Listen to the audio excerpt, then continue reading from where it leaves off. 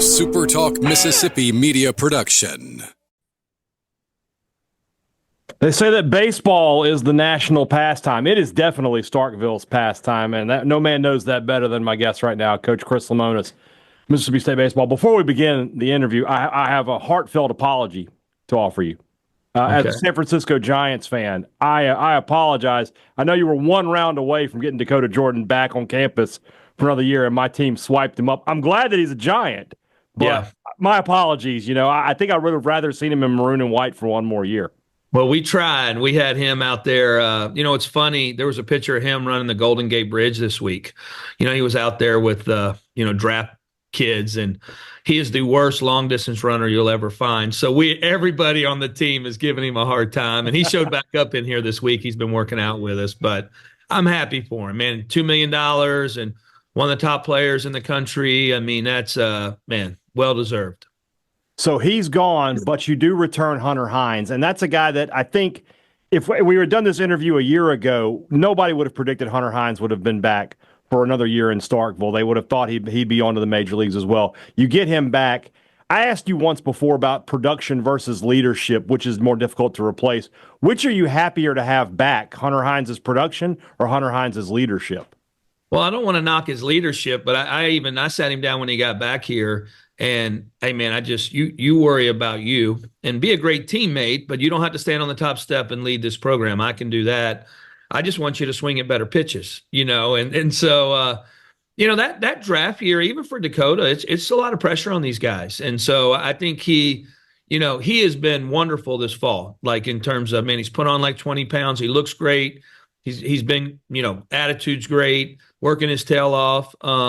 And I think those are the areas. It's kind of like we have the old Hunter back, and so I could just tell it was weighing on him last year, and it weighed on Dakota too at times. When you looked at how you needed to replenish your roster through the portal this year, do you look at it in terms of, let's just go out and get the best players available and we'll make them fit where they fit? Or do you have a plan going into it, say, we need to get these type of players? It's really hard because, most people think it's like going to the grocery store. I have made that analogy several times. I want a left-handed pitcher on aisle 3, and then and nothing comes at you the right way. The best player you need may be at the end of the summer, and you're already full, right? So there's this, as it's coming at you, you got to make a decision. Is that the guy we want? I was really pleased because we felt like we needed a frontline pitcher. Jacob Pruitt really filled in there. Chase Hungate for us as a pitcher. Then you got a back end guy who's been to Omaha the last 2 years and one of the better relievers in the country. And then, the position player group, I thought, they've really given us some balance, some leadership, some physicality. And everybody I talked to this fall, like, man, y'all are so much bigger. I feel like we've been able to fill those pieces. And then, the way you recruit now, it's high school kids, JUCO kids, portal kids. It's like 3 different classes. And I feel like we hit each class really pretty good. So, but that transfer portal class was a big one. I thought something that was underrated a season ago, when people thought, why was Mississippi State better last year? Everybody likes to point at the improvement in pitching. And obviously it was huge. Coach Parker came in, did a great job. Defensively last year, you went from the worst in the conference to third. You shaved 23 errors off of your season total. You were one of the best defensive teams in the country a season ago. Now you got to replace, 3/4 of your infield this year, but defensively, and I know that's something you love to talk about. Right. Is this team going to be as good defensively as it was a season ago? I think so. I really think we got a chance. Where you add Ross Highfield back behind the plate, which that's a big key that you don't think about as much. But then you also, I think we had 13 one-run games, Everybody in town reminded me the whole offseason. So, Coach, if we could just win those. I'm saying, you think, but we lose Dylan Cupp opening night of SEC play, who was Team USA shortstop. That was a big loss. And then also not having Ross Highfield, who I think you'll see this year is one of the better players in the country. So we're going to blend in some of those pieces right off the bat. And then, we do have to replace a guy or two, but I think we can be better, or as good. I tell recruits all the time, we were 10th in the country and 6 of the teams ahead of us were on turf, so we play on natural grass, so, where does that land you at the end of the day? It puts you in a pretty good spot. But we've actually 23 was just the only bad year we've had here defensively, and so, we got back to the norm, I think, last year. You mentioned Highfield, and that's who I wanted to ask about next. You don't hear a lot about catchers having that kind of injury. And, never mind his ability to throw, but now you get his bat back in there. You expected him to make a big jump from freshman to sophomore. He didn't get the chance to do that. So now that he's a junior, is it fair to expect an even bigger jump from his freshman year, or is it just going to be, we're going to take what we get here and he'll just be improved?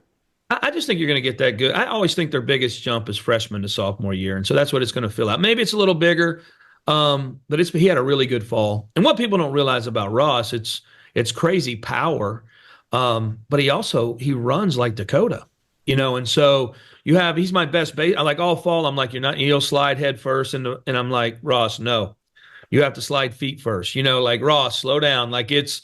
Even with Dakota last year, there were times, I was always worried about his hamstrings. I didn't let him run as much because you need that RBI guy in your lineup all the time. And so but Ross it's got a chance to be pretty special. He's still got to go out and do it every day. You're the reason Dakota's not a good long distance runner. You wouldn't let him run. No, he can't. I mean, I'm telling you, he is the worst. When we do our time run at the beginning of the semester, he came in last every year. And it's just the way he's built. He just doesn't have any, slow twitch. He's all quick twitch. Let's say you can get away with that when you can hit the ball 450 feet at right. 96 and run that fast. I mean, he's the fastest guy too. So yeah. Another injured player I wanted to ask you about. You go back a year ago. Mekhi Grant was a name that I kept hearing, and I was like, they're saying this guy couldn't be in the closer. He's got that kind of talent level. Where is he in his rehab, and how much of a role can he play for you this year?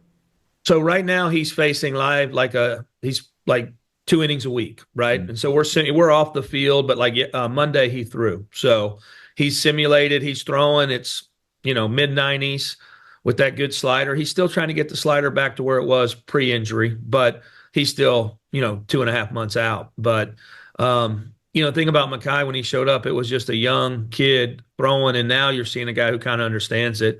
He's going to be a big piece. I mean, it's going to be one of the better pitchers in the country, I would imagine. How we use him, it may just depend on the injury and, a little bit out of the pen early, get your feet wet, be a starter. But it wouldn't shock me if he's a starter coming out of spring training too, if he does, if he earns it. So he can just do so many things for you.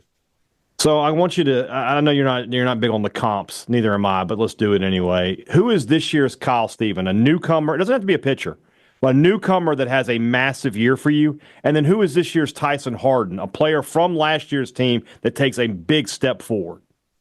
All right, I'm going to say, I hate putting pressure on him, but Ace Reese had a really good fall for us. Big third baseman out of Houston, transfer portal guy, hit like 6 homers. But he doesn't swing and miss a ton. He has backside hits. He does a lot of things. Still needs to improve, but he's a third baseman. I think he could, really help us there. And then, the Tyson Harden one, I don't know. We got a couple guys in there. I mean, maybe a Stone Simmons, getting Stone back and being in the mix for us, I think could be a big jump for him. Maybe that's one that could really help us. I mean, he was really good this fall. He could be a starter for us too. But we didn't know this time last year. I mean, it's crazy. We like Cal and we like Tyson, but we didn't think they would, what we need is a Cal Stevens personality. He was such an alpha. He scared me when I asked to get the ball from him at the end of the game. That's why we started sending Parker out.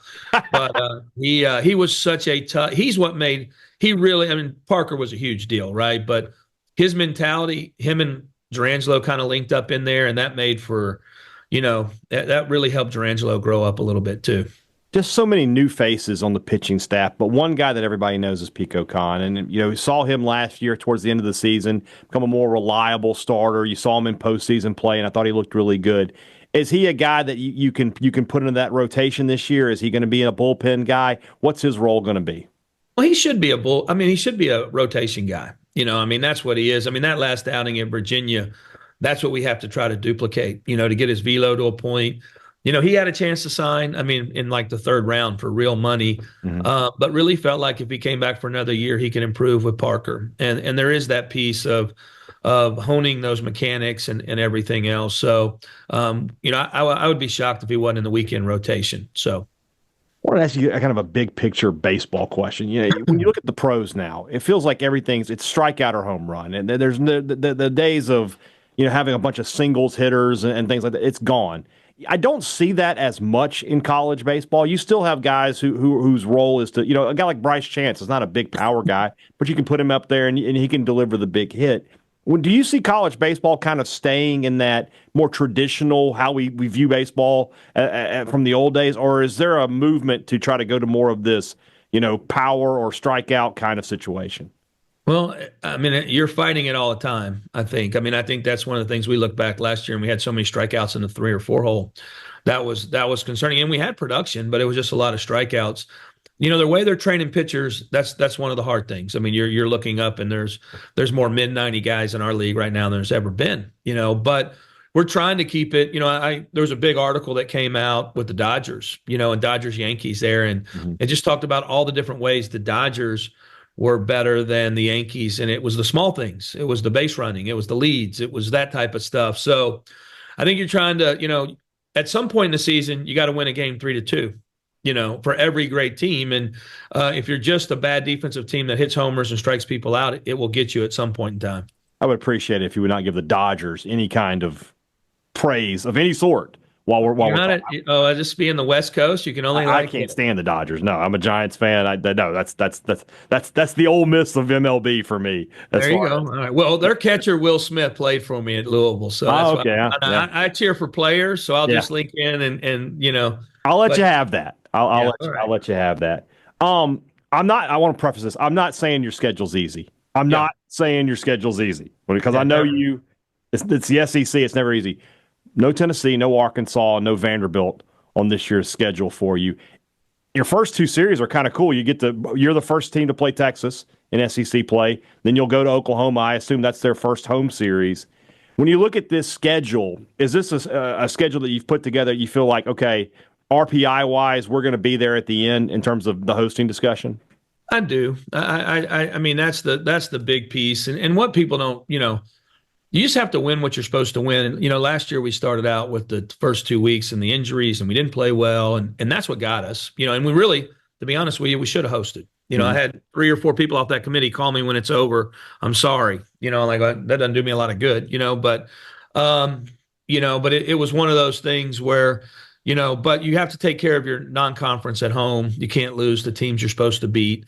You look up at Georgia last year, their first 4 weeks were, probably, easier than some, but they dominated them, and that's what the committee looked like. And even though we finished ahead of them in the league, they got the piece of it because they didn't lose any of those games. So, but our conference schedule, last year, I think we were the second hardest conference schedule. And the year before that, I think we were the third hardest conference schedule. So we've gone through the gauntlet.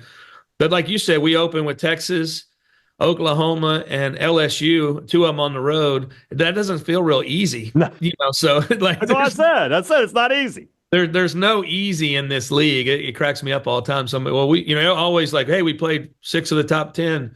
Well, that's the SEC. That's what you did. It doesn't matter, good, hard schedule or not. Sometimes it's a little easier, but in baseball is one of those things where, it's when you play somebody and how are they hot or not. Ours is a little different than some of the other sports because football, you can kind of plow through somebody sometimes. And baseball is about matchups and who's hot and who's not. All right, last question is the most important one. You know what an Omaha team looks like. Can this be an Omaha team? Oh, yeah. I would like to think we're probably a top 10 team right now, and we got a lot to figure out. There's so many pieces in the portal world for everybody. How do these pieces fall together? We actually had a couple really good JUCO kids we signed. We have a couple special freshmen that are going to help us right away. So I definitely think it is. We got to figure out our starting rotation. You got to have some where we were so good and so reliable on that Friday and Saturday. We got to figure out, who's going to be in those spots. But, it's an exciting group. And they've worked hard. They've gotten after it. But I like our group. They're really deep offensively, which I think will help us. A Valentine's Day opening day for Mississippi State baseball. I'll have to go ahead and apologize to my wife. I won't be there. She likes baseball, so she does. She'll love it. So she might need to come out to the ballpark with me. Coach, always appreciate your time. Thanks so much, Coach Chris Lemonis. Thanks, Brian. A SuperTalk Mississippi Media production.